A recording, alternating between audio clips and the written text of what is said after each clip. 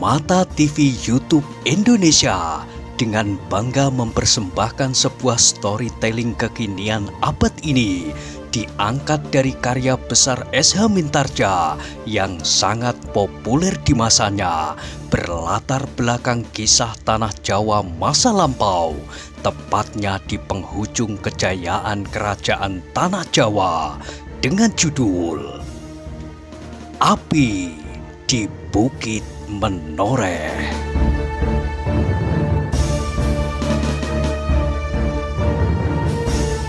Pada kesempatan yang sangat baik ini, kita masuk pada episode yang ke-150. Selamat menikmati.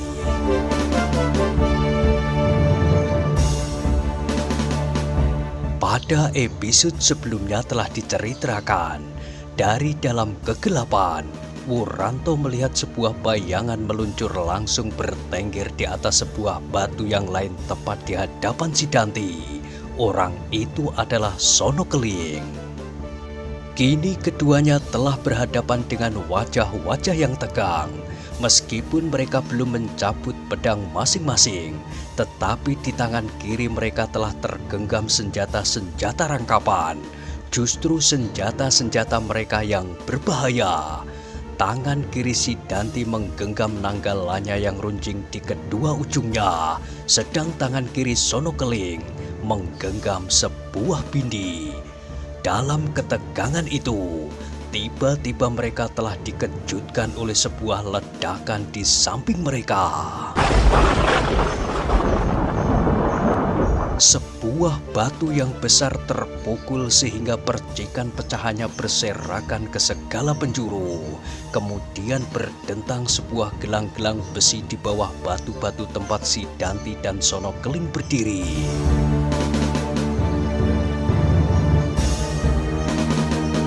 Sidanti dan Sono Keling menyeringai bersama-sama. Bahkan orang-orang Jipang pun terdengar mengaduh. Ternyata pecahan-pecahan batu itu telah melukai tubuh-tubuh mereka sehingga berdarah. Yang dapat berbuat sedahsyat itu, dengan senjata semacam itu tidak ada duanya. Pasti Ki Tambak Wedi. Dan sejenak kemudian, Ki Tambak Wedi telah berdiri di antara mereka, di antara Sidanti dan Sono Keling. Dengan wajah yang merah padam, maka ditunjuknya hidung Sono Keling dan Sidanti berganti-ganti. Gila! Kalian anak-anak gila! Apakah kalian sadari apa yang kalian lakukan itu? Alangkah bodohnya! Alangkah gobloknya! Kalian akan menghancurkan diri sendiri di hadapan hidung orang-orang Pajang. Apakah kalian buta dan tuli? Lihat dan dengar. Sekarang pasukan Pajang telah berada di Jati Anom. Sidanti, Sono Keling dan orang-orang Jipang yang lain terkejut untuk kedua kalinya. Kini jantung mereka bergetar dan seakan-akan mereka disentakkan pada sebuah mimpi yang mengerikan. Bahwa orang Pajang akan datang ke Jati Anom adalah suatu hal yang telah mereka duga. Tetapi demikian cepatnya itulah yang di luar perhitungan mereka. Karena itu, dengan serta-merta Sidanti bertanya, apakah mereka orang-orang Pajang yang berada di Sangkal Putung? Aku tidak tahu, sahut Ki Tambak Wedi. Kemudian ia melanjutkan, dari Sangkal Putung atau bukan, tetapi kalau kalian berkelahi sesama kalian, maka membunuh kalian akan sama mudahnya mencekik kata kekeringan. Sono Keling dan Sidanti terdiam. Keduanya menundukkan kepala masing-masing. Namun mereka masih beruntung bahwa belum terjadi sesuatu di antara mereka. Kalau mereka bertempur, maka anak buah mereka pun pasti tidak akan tinggal diam. Dan kini mereka tidak akan dapat lagi saling menyembunyikan diri, bahwa sebenarnya di dalam padepokan itu telah terjadi keretakan yang semakin lama menjadi semakin parah.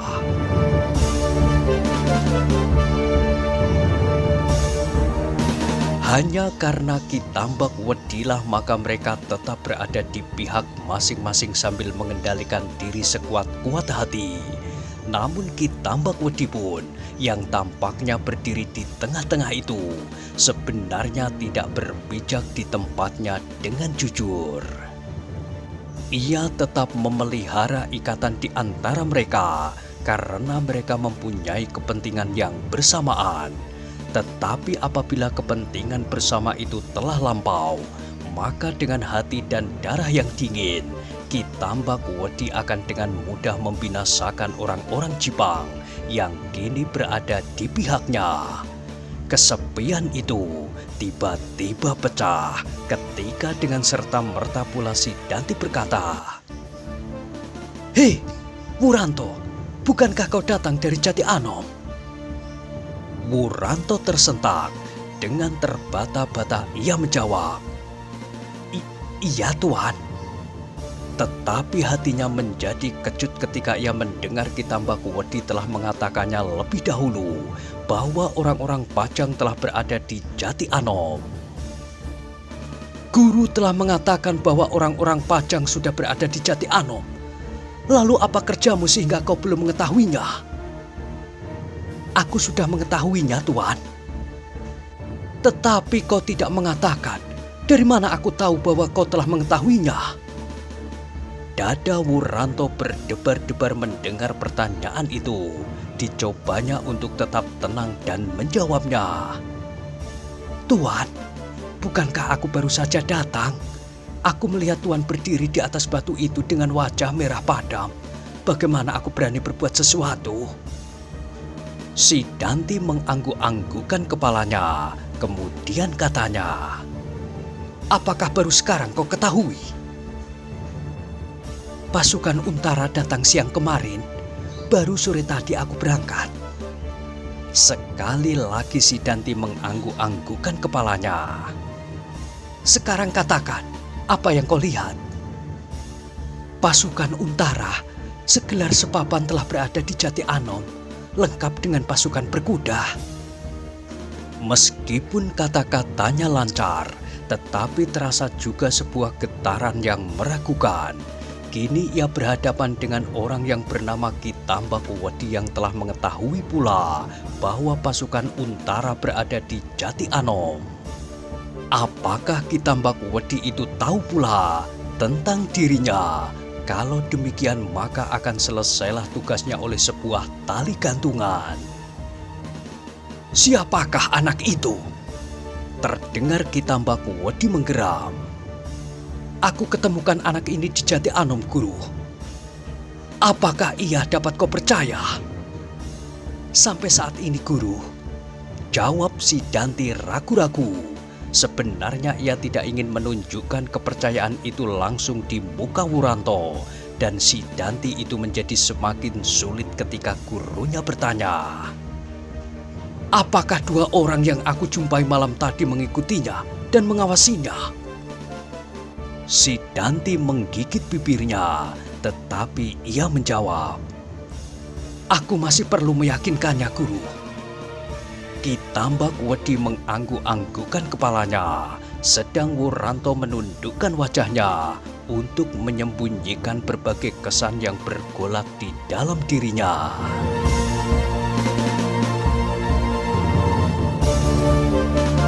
Ia senang mendengar kepercayaan si Danti itu, dan ia tersenyum di dalam hati mendengar pertanyaan Ki Tambak Wedi yang terlampau berterus terang, tetapi tiba-tiba lehernya berkerut-merut. Apakah Ki Tambak Wedi sedang mencoba menilai tanggapan si Danti tentang diriku yang salah, yang justru sebenarnya telah diketahui oleh Ki Tambak Wedi? Tetapi ternyata tidak demikian. Tiba-tiba Ki Tambak Wedi itu pun meloncat pergi sambil bergumam, "Kalau kalian masih juga bertengkar, maka kalian berdua akan aku bunuh bersama-sama. Tak ada gunanya kalian berdua di padepokan ini. Kau jangan merasa bahwa justru kau muridku si Danti, tetapi kebodohanmu hampir tak dapat dimaafkan." Si Danti tidak menjawab. Kepalanya tiba-tiba menunduk, dan tanpa bertanya sepatah pun dibiarkannya gurunya pergi.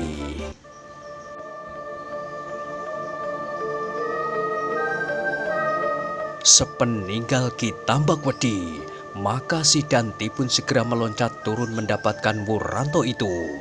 Dilanjutkannya pertanyaannya. Jadi pasukan Pajang telah berada di Jati Anom? Iya, seperti yang telah dikatakan oleh Ki Tambakwedi. Dari manakah diketahuinya tentang hal ini? Guru adalah orang aneh, tetapi bagaimana dengan pasukan Untara itu? Wuranto tidak segera menjawab.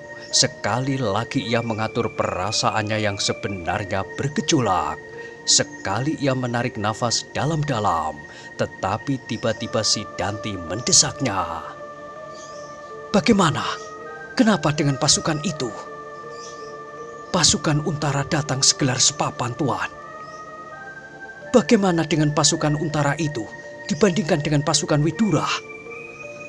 Hampir saja terloncat jawaban dari mulutnya, tetapi untunglah ia menjadi sadar bahwa ia belum pernah melihat pasukan Widura.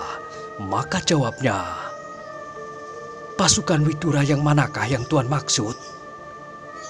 Oh, si Danti menelan ludahnya. Kau belum pernah melihatnya. Pasukan itu berada di Sangkal Putu.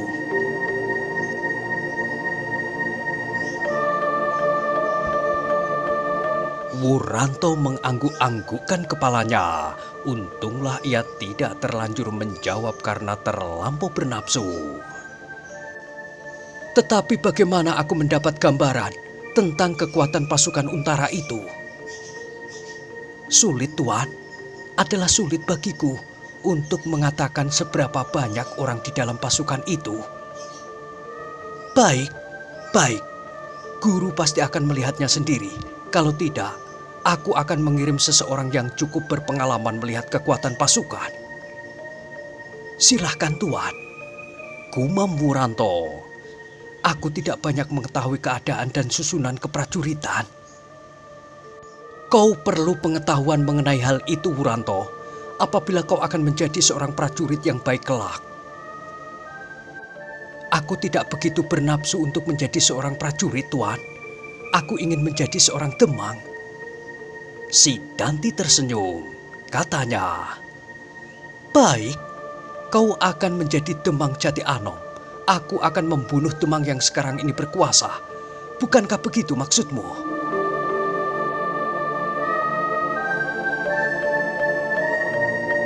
Tiba-tiba dada Wuranto berdesir. Telinganya masih terasa ngeri mendengar kata-kata si Danti itu.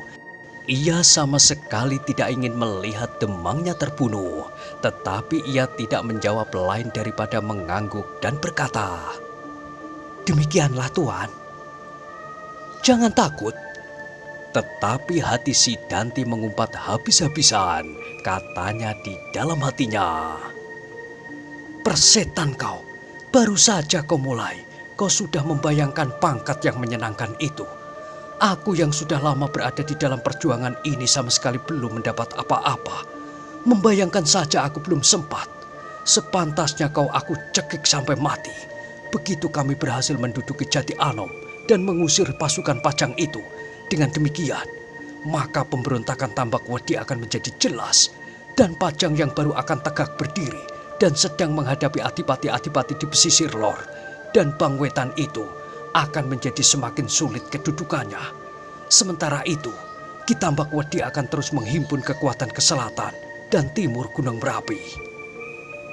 Keduanya kemudian terdiam. Langkah mereka seakan-akan menjadi semakin cepat dan agak jauh di belakang mereka berjalan Sono Keling menjinjing bindinya. Para pemimpin padepokan Tambakwedi dan orang-orang Jipang yang berada di padepokan itu pun segera mengadakan pertemuan. Kali ini dipimpin sendiri oleh Ki Tambakwedi.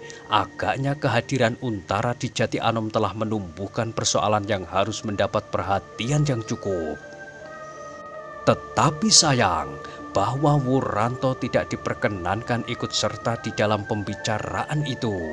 Hanya orang-orang penting dan mendapat kepercayaan sajalah yang boleh ikut di dalam pembicaraan itu.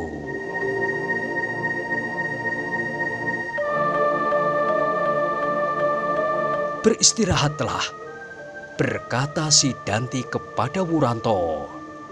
Mungkin kau akan mendapat pekerjaan baru yang lebih penting dari kerjamu yang dahulu. Baik Tuan, sahut Wuranto. Tetapi ketika ia melangkah keluar dari ruangan itu, ia tertegun. Alap-alap Jolotundo menggamitnya sambil berbisik. Jangan kau ganggu gadis itu. Ah, Wuranto tersenyum. Apakah aku tidak boleh melihatnya? Aku cekik kau sampai mati. Sekarang kau jangan lagi bersandar kepada kekuatan si Danti. Nama itu semakin lama menjadi semakin jelek di mata prajurit-prajurit Jipang. Salah sendiri, sikapnya terlampau sombong. Ia bukan Tohpati yang bergelar macan kepatihan, tetapi ia bersikap seolah-olah berkuasa melampaui Tohpati itu. Kisono Keling hampir berkelahi melawan anak muda itu. Hei, begitu? Iya. Aku belum sempat menemuinya. Aku harap demikian. Kalau tidak, maka akulah yang akan berkelahi kelak. Perkara gadis itu. Mungkin juga karena kesombongannya. Aku tidak dapat lagi diperintahnya seperti hari-hari yang lampau. Tetapi pasukan Untara telah datang. Apakah kalian akan sibuk dengan pertentangan pribadi? Alap-alap Jolotundo terdiam, tetapi kerut-merut di keningnya tampak semakin dalam. Kau dapat bertemu dengan gadis itu? Tiba-tiba Alap Jolotundo bertanya. Kenapa? Tetapi apakah kau berpihak kepada si Danti? Aku selalu mementingkan kepentingan bersama. Persetan, kau mau apa tidak membawa pesanku kepada gadis itu? Baiklah, aku tidak ada sangkut pautnya dengan pasukan Untara. Katakan, aku menginginkannya. Kalau ia bersedia, maka aku akan mengorbankan segala-galanya untuknya. Baik Tuan, pesan itu akan sampai segera, siang ini. Wuranto pun kemudian meninggalkan rumah itu. Ketika ia berpaling, ia melihat para pemimpin yang agaknya telah semakin banyak yang hadir. Bahkan ia melihat beberapa orang penjaga telah siap pula di muka rumah itu. Menilik perbedaan sikap dan pakaian, maka yang berjaga-jaga di luar itu datang dari kedua belah pihak. Dan kini Wuranto telah mendapatkan suatu kepastian bahwa di dalam padepokan itu pun telah terjadi keretakan yang gawat. Suatu hal yang menguntungkan bagi pasukan Untara. Tetapi bagaimana dapat memanfaatkan keretakan itulah yang harus dicari saat dan kesempatan yang tepat. Meskipun Wuranto merasa juga agak lelah dan ngantuk, namun ia tidak ingin tidur. Ia ingin tetap bangun dan berjaga-jaga. Kalau ada sesuatu keputusan mengenai dirinya, maka ia tidak akan diseret selagi ia sedang tidur. Tetapi tiba-tiba Wuranto teringat akan pesan alap-alap Jolotundo untuk menemui Sekar Merah dan menyampaikan pesannya. Pesan yang gila. Wuranto menarik nafas dalam-dalam. Apakah aku akan menyampaikan pesan itu? Sementara itu matahari yang telah mulai memanjat langit di ujung timur telah memancarkan sinarnya yang kekuning-kuningan. Dedaunan menjadi cerah dan segar. Tetes-tetes embun yang masih menyangkut di rerumputan memantulkan kilatan cahaya matahari yang binar.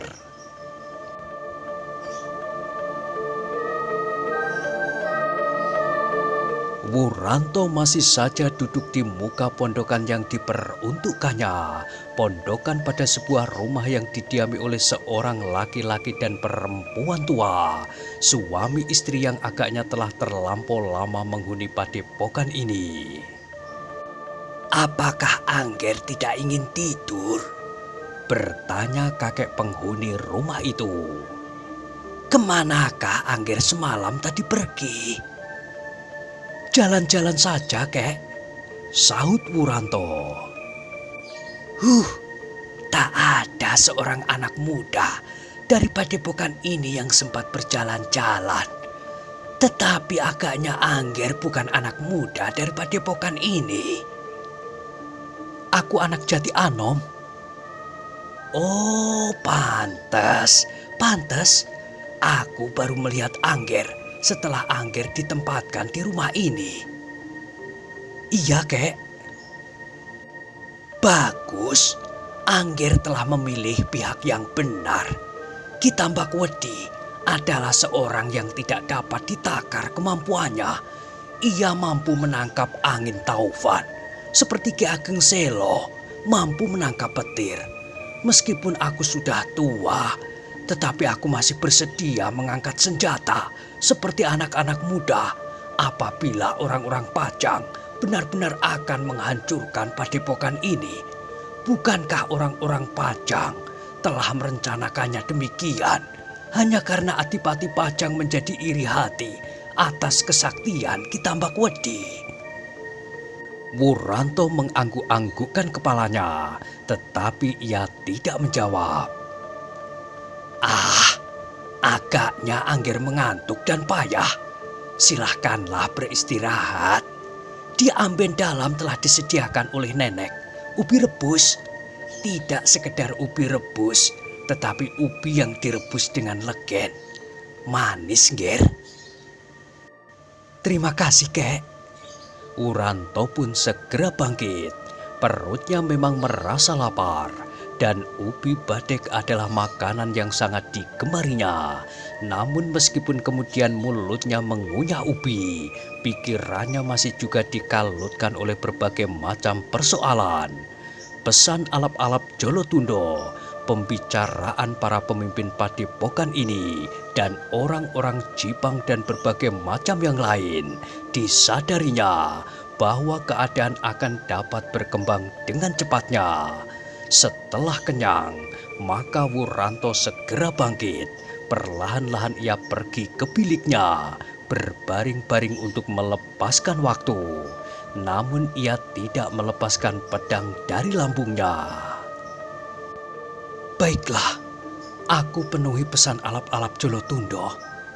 Desisnya, aku mengharap bahwa perkembangan daripadanya tidak akan berbahaya bagi Sekar Mirah, tetapi dapat mempertajam kertakan antara Sidanti dan alap-alap yang buas itu.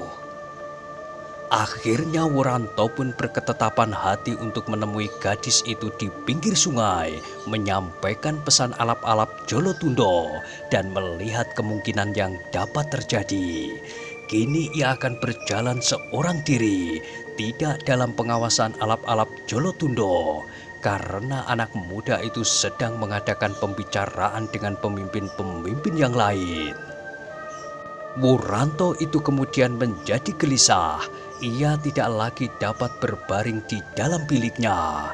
Perlahan-lahan ia bangkit dan melangkah keluar. Di halaman dilihatnya kakek penghuni rumah itu sedang menyiangi tanamannya. Kau tidak tidur, Nger? Tidak, Kek. 2 malam Angger berada di sini. 2 malam Angger tidak tidur di pondokan. Wuranto tersenyum, tetapi ia merasa aneh dengan badannya sendiri. Ia tidak merasa terlampau lelah dan terlampau ngantuk.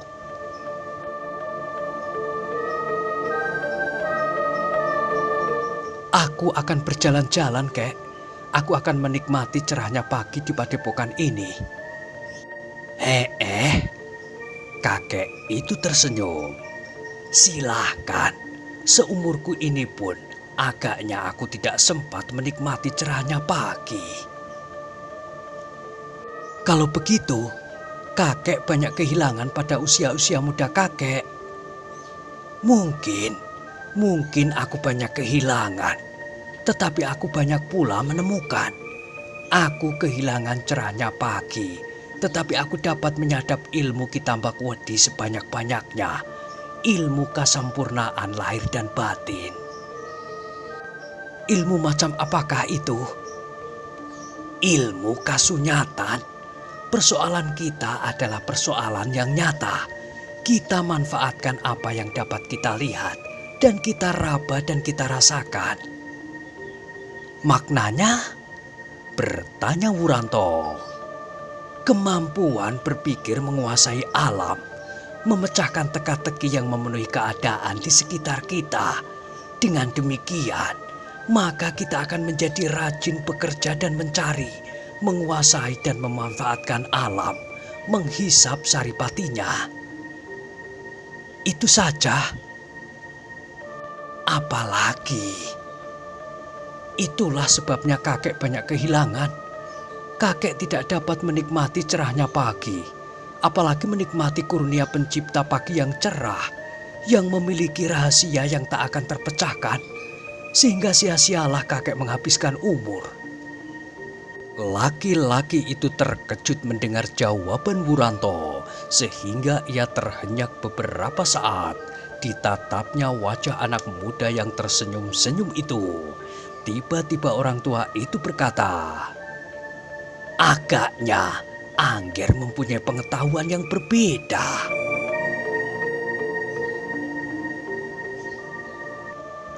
"Oh, aku sama sekali tidak berpengetahuan, kakek, apalagi berilmu. Tetapi aku hanya sekedar mencoba mengerti tentang diri sendiri, siapa dan apakah aku ini." Kasihan. Orang tua itu seakan-akan mengeluh. "Kasihan benar kau, Nger. Lihat betapa Ki Tambak Wedi mampu menjadikan dirinya seorang yang maha sakti, karena ia mampu memecahkan teka-teki alam di sekitarnya. Dari manakah Ki Tambak Wedi menemukan kekuatannya dan kemampuannya yang luar biasa itu?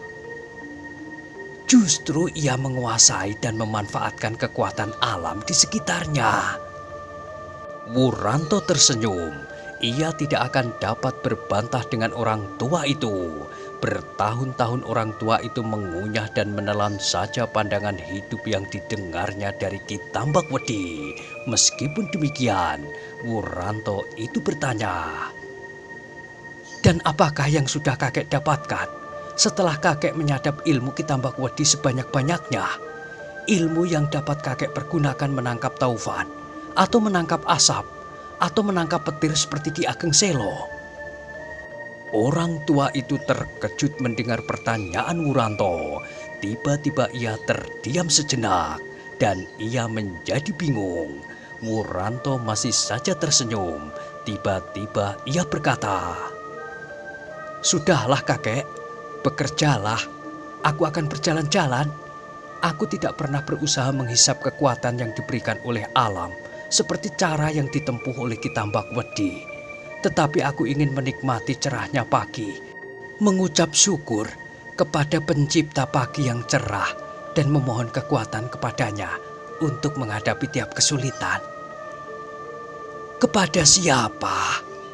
orang tua itu bertanya.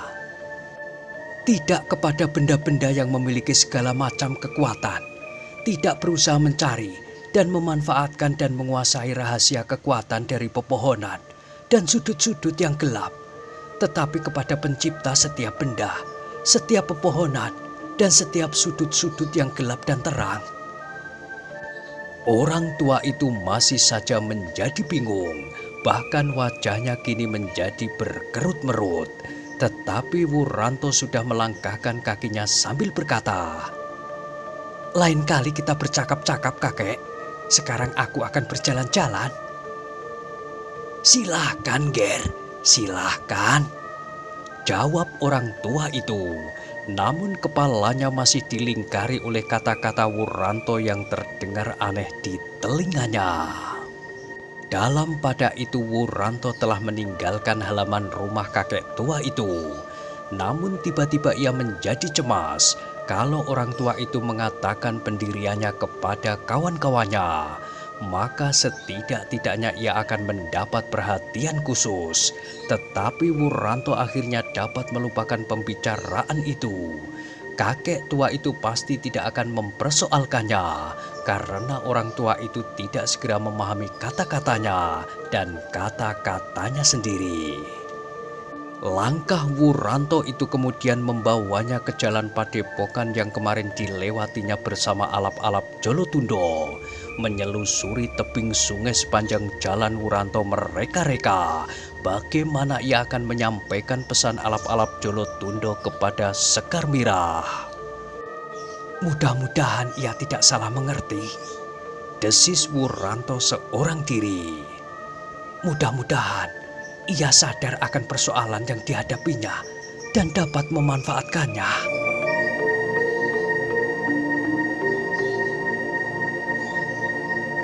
Tetapi alangkah kecewa Wuranto ketika ia sampai ke belik sungai itu. Ia tidak melihat Sekar Mirah mencuci pakaiannya seperti kemarin. Desahnya. Agaknya tidak setiap hari ia pergi ke sungai mencuci pakaian. Mungkin hari ini pakaiannya tidak ada lagi yang dicucinya. Bagaimana aku dapat menemuinya? Wuranto itu menjadi agak bimbang. Apakah ia dapat menemui gadis itu di pemondokannya? Wuranto tidak berani menerima akibat dari perbuatannya itu. Kalau para penjaga dan pengawas melihatnya, maka akibatnya adalah kegagalan seluruh tugasnya. Apa yang harus aku lakukan? Gumamnya. Tetapi tanpa disadarinya, langkahnya telah menyelusuri jalan menuju ke pondokan Sekar Mirah. Sekali dua kali dijumpainya juga beberapa orang laskar yang sedang meronda. Tetapi para peronda itu seakan-akan tidak menghiraukannya. Mereka telah mengenal Wuranto karena Wuranto sering berjalan bersama Sidanti, alap-alap Jolotundo, dan pemimpin yang lain. Tetapi tanpa diduga-duganya, langkahnya terhenti. Di lorong sempit yang menuju ke sungai, ia melihat Sekar Mirah berjalan di depannya dalam arah yang berlawanan. Tiba-tiba saja hatinya menjadi berdebar-debar dan tiba-tiba saja keringatnya mengalir membasahi punggungnya.